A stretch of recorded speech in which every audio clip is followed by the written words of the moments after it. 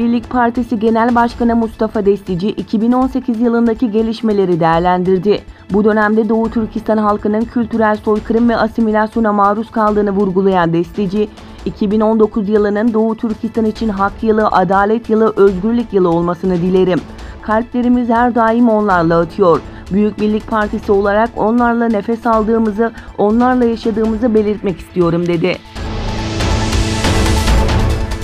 Malezya Başbakanı Mahathir Mohamad, erteleme kararı aldığı Çin ile ortak imzalanan 20 milyar dolarlık demiryolu projesinin makul şartlarda devam edebilmesi için görüşmelerin süreceğini belirtti. Malezya'da Çince yayın yapan Sinchev Daily gazetesine konuşan Mahathir, Doğu Yakası Demiryolu projesinin akıbeti için Çinli yetkililerle bir süredir müzakere halinde olduklarını fakat tatmin edici bir sonuca varamadıklarını söyledi. Ülke genelinde dini ibadetleri baskılamaya devam eden Çin, Yunnan eyaletinde 3 Hui Müslüman camisini kapattı. Çin'in güneybatı bölgesinin Yunnan eyaletinde 3 caminin kapatıldığı Çinli yetkililerce doğrulandı. Ancak cemaatin tutuklandığı iddiaları kabul edilmedi.